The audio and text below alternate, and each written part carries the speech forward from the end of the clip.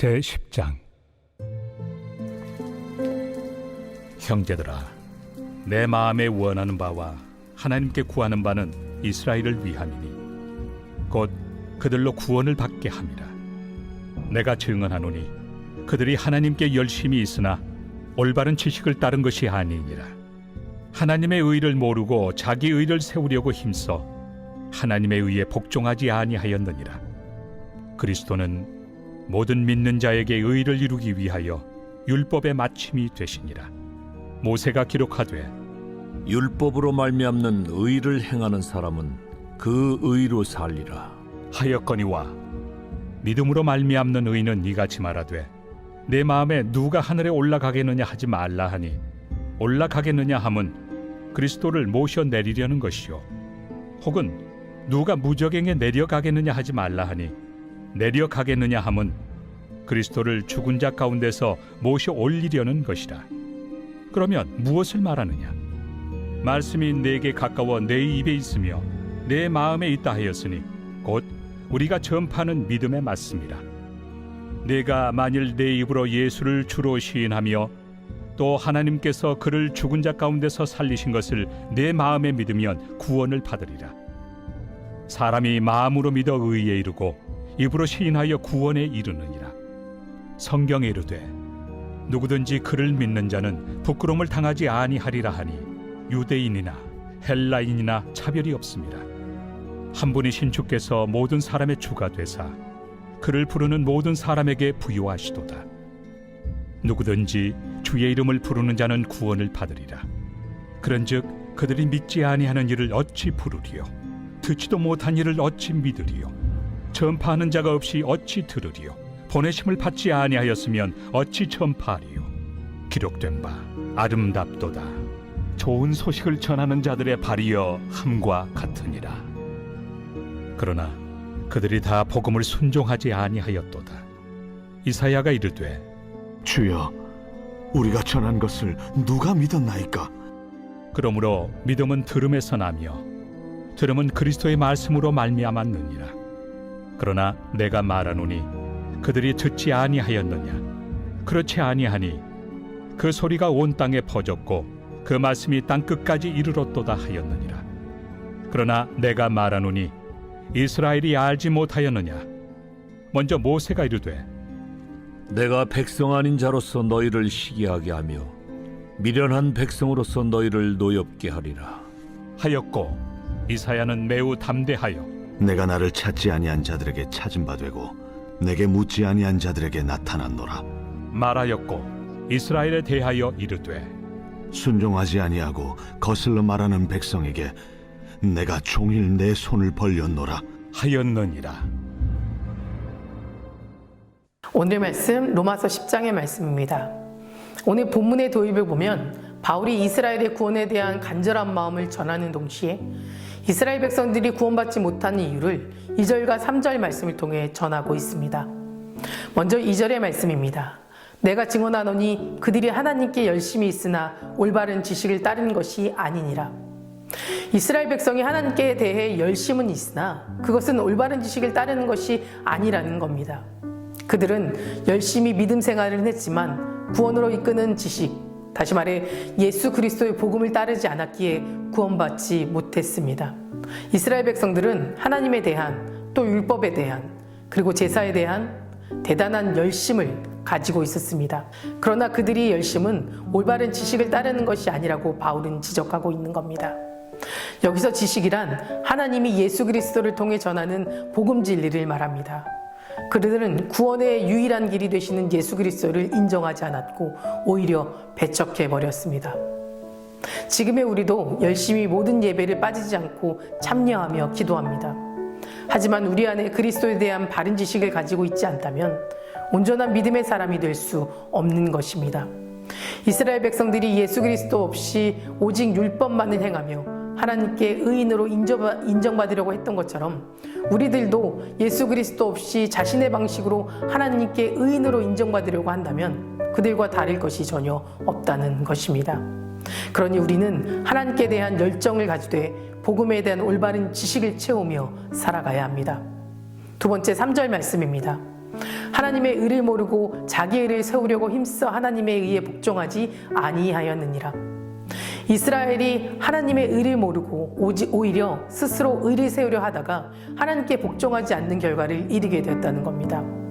먼저 여기서 자기의 의를 세우기에 힘썼다는 것은 율법과 종교, 규례를 지키면서 스스로의 의를 얻으려고 했다는 것을 말합니다. 하나님의 의는 예수 그리스도와 그리스도를 믿음으로써 하나님께 의롭다함을 받는 것을 말하는 것입니다. 그런데 이스라엘 백성들은 자신들의 능력으로는 절대로 그 의를 이룰 수 없다는 것을 몰랐습니다. 예수 그리스도의 의를 힘입지 않으면 하나님 앞에 설 수 없다는 사실을 몰랐습니다. 그 사실을 모르니 이스라엘 백성들은 하나님의 의에 복종하지 않았던 것이고, 복종하지 않았기에 이스라엘 백성들은 그리스도를 부정하고 예수 그리스도를 십자가에 내어주는 죄까지 저질러 버린 겁니다. 이스라엘 백성들은 그들 스스로의 의를 세우기 위해 많은 전통과 간습을 만들었습니다. 이러한 일들은 대충 한 것이 아니라 아주 열심히 했다라는 겁니다. 이스라엘 백성들은 자기 열심으로 일을 이루었다고 믿었기 때문에 자기 스스로 마치 의인이 된 것처럼 착각에 빠져버렸습니다. 그래서 예수 그리스도를 눈앞에 보고도 인정하지 않았고 이미 자신들의 의를 이루었다고 생각해버렸습니다. 그런데 이것은 선악과를 먹고 스스로 하나님처럼 되고자 했던 타락한 아담과 하와로부터 내려온 인간의 죄 중에서 가장 큰 교만의 죄인 것입니다. 인간이 자신이 스스로 의로운 자라고 여기는 한 하나님의 의를 받을 수가 없다는 것을 우리는 늘 기억해야만 합니다. 그렇다면 하나님께서 우리에게 바라시는 의는 과연 무엇일까요? 그 해답이 4절 말씀에 바로 나옵니다. 그리스도는 모든 믿는 자에게서 의를 이루기 위하여 율법의 마침이 되시니라. 이것은 율법을 행함으로 의롭게 되는 것이 아니라 그리스도를 믿는 믿음으로 의롭게 된다는 것을 강조하는 겁니다. 예수 그리스도께서는 인간의 몸을 입고 이 땅에 오셔서 의의 삶을 사셨고 죄인인 우리의 죄를 대신해 십자가에 못 박혀 돌아가심으로 우리의 죄를 씻겨주셨습니다. 결국 내가 예수 그리스도 안에 살면서 예수 그리스도의 옷을 입으면 여전히 죄인인 나를 하나님께서 의롭다고 인정해 주신다는 겁니다. 그리고 예수님께서 나의 죄를 대신해 십자가에 달려 죽으심으로 내가 그것을 믿고 하나님께서 나를 의인이라 인정해 주신다는 것입니다. 바울은 예수 그리스도의 의로 변화된 모습을 이렇게 정의하고 있습니다. 9절과 10절의 말씀입니다.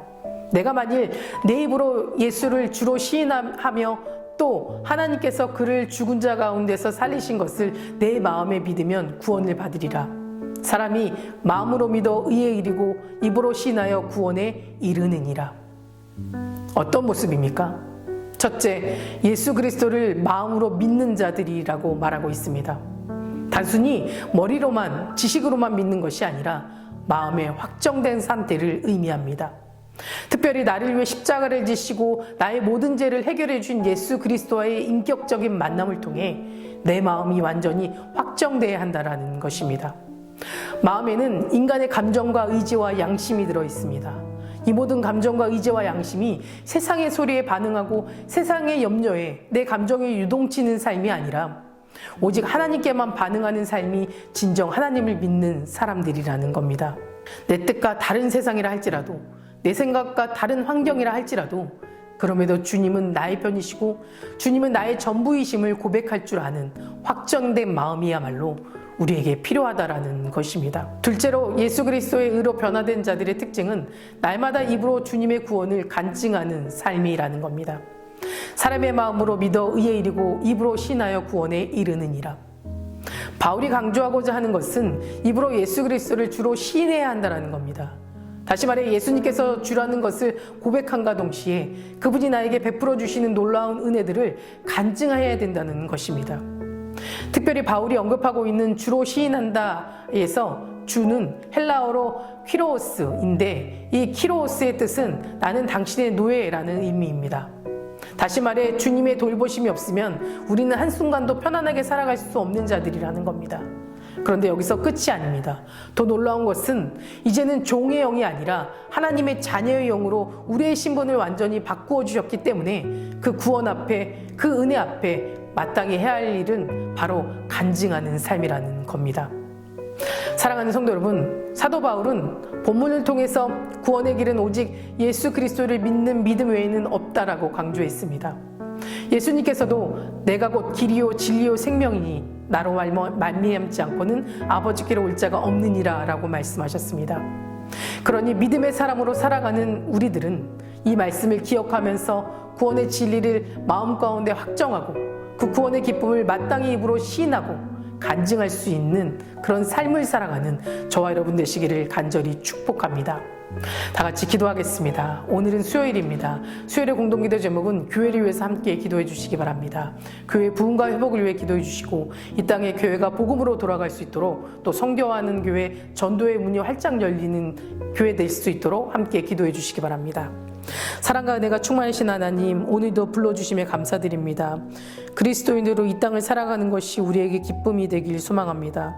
입으로만 주님을 고백하는 삶이 아니라 주님 마음에 새기고 날마다 요동치는 감정과 염려들 앞에서 흔들리지 않고 잠잠히 하나님의 인도하심을 믿고 나의 전부이신 하나님을 찬양하며 평안을 누리며 살아가도록 인도하여 주시옵소서.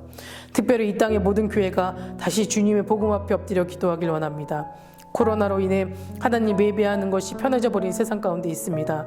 하나님 간절히 원하오니 주님을 예배하는 교회를 회복시켜 주시고 예배를 사모하며 지켜나갈 수 있도록 우리의 믿음을 지켜주시옵소서. 모든 교회가 한 영혼의 구원을 위해 사명을 잘 감당하게 하시고 날마다 말씀 앞에 새로워지게 하셔서 하나님에게 이웃에게 사랑받는 교회 되게 하여 주시옵소서. 하루속히 선교와 전도의 문이 활짝 열릴 수 있도록 이 모든 나라를 회복시켜 주시옵소서. 담임 목사님 사역 가운데 성령님 함께하여 주실 줄 믿습니다. 계획하시고 준비하시는 모든 사역마다 주님의 능력이 나타나게 하여 주시고 함께 동력하며 중보하는 자들을 세워 주시옵소서. 우리 다음 세대 아이들 믿음을 지켜주시옵소서. 우리 아이들이 세상에서 하나님의 빛된 영광을 높이는 자들 되게 하여 주시옵시고 세상보다 하나님을 더 사랑하며 살아가게 하여 주시옵소서. 암으로 치유받고 있는 박재순 권사님, 유은영 권사님, 김시아 권사님, 이영숙 권사님, 이명숙 권사님, 오유미 집사님, 이동춘 성도님, 박세현 청년, 유겸인 청년 주님 깨끗이 나음받게 하여 주시고 끝까지 소망 가운데 살게 하여 주시며 투석 중인 성도님들, 사고로 입원 중인 성도님들에게는 힘을 더하여 주시고 우울증, 공황장애, 불면증 겪고 있는 성도님들에게는 담대한 마음을 허락하여 주시옵소서. 새벽마다 일천번제 드리며 간구하는 기도 제목에 응답하여 주시길 간절히 소망하며 이 모든 말씀 예수 그리스도의 이름으로 기도드립니다. 아멘.